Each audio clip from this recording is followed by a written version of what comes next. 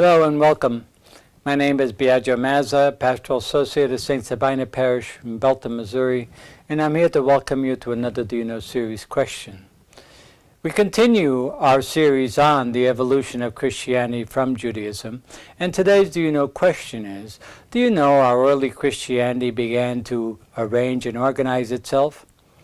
In order to understand this, it's important to remember that the split that occurred within Judaism over the person of Jesus led to a kind of a divergence of paths between Jews who accepted Jesus and Jews who didn't. However, those Jews who followed Jesus were still had their origins in Jewish roots, in Jewish practice, and so on. As they started to welcome Gentiles into the group, they started to realize the need for some sort of structure.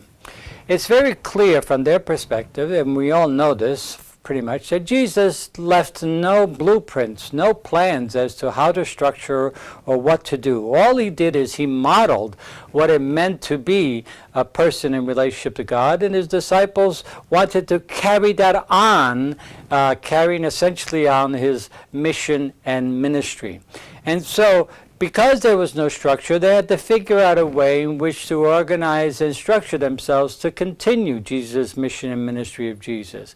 And all of this was done essentially in a trial and error format, since there were, again, no clear plans. And so as a result, what we start to see very early on is a focus on structure and organization. The first aspect that we can see very clearly is that the early Christians started to organize themselves in what we would call today table fellowship. They would meet together in people's homes for a meal, and within that context of a meal, discuss and reflect on and tell stories about Jesus and their experience. Some of them were probably eyewitnesses, and others were stories that they had been handed down from the previous generation, and so on. And so it's very interesting to think about this too, because that structure really was modeled on the Jewish synagogue structure. The Jewish synagogue structure came out of a reflection on the Torah and some homiletic interpretation of that, along with prayers. And then at the end of that prayer service, they went into a meal fellowship. They followed it up with a meal fellowship. And so it's really interesting to see that the early table fellowship of the Christians modeled pretty much what was happening in the synagogue, and probably because it came out of their Jewish roots. So they met in people's homes, they told stories about Jesus, they had a meal, and typically it was presided over by whoever was hosting the gathering at their house. We have evidence of this very early on in Paul's first letter to the Corinthians, where he talks about the early gatherings and the meal experiences in kind of a negative way with regards to what was happening during the meal experiences of the Eucharist in the first letter to the Corinthians.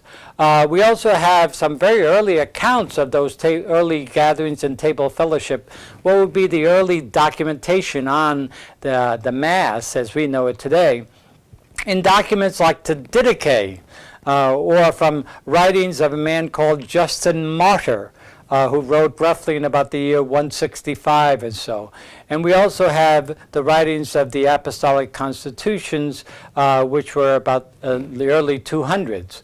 And so they began to structure what would be the early portions of what we would know as the Mass, the early history of it. As they grew and continued to grow and added more and more members, they needed more organizations.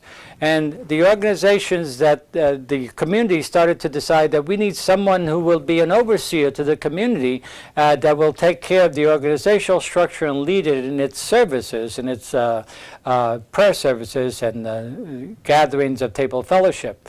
And so they discerned among them through discerning of gifts one who would be an overseer.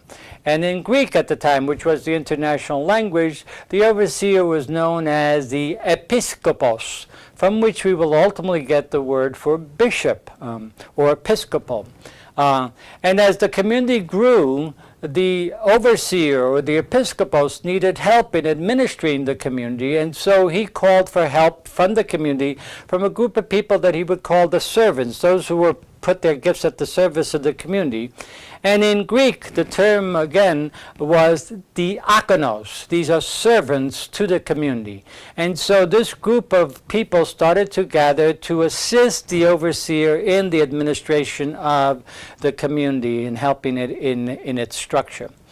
And finally, as again the communities grew bigger, the overseer felt the need of another group of people to help him make good decisions for the community. And he tapped on a group of people that were referred to as the elders, people with wisdom and experience. And in Greek, the word elders is actually presbyteros, from which we will get the word presbyter and eventually priest. So you can begin to see that the early church's main intention was to be disciples of Jesus and to carry out the mission and ministry of Jesus. But since they had no clear plan or direction from Jesus, they did the trial and error methodology to try to figure out what is the most efficient and the best way to carry out that mission and ministry in Jesus. By the year 200, 250, we had this structure pretty common among the various Christian groups throughout the empire.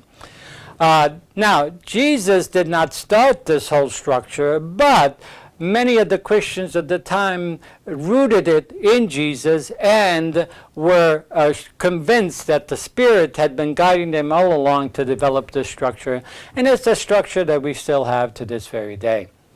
So I hope this has helped to explain just a bit about how the early Christians began to structure and organize themselves, and I hope you'll return again to more Do You Know series questions to explore more the evolution of our faith from and out of Judaism. Thank you very much.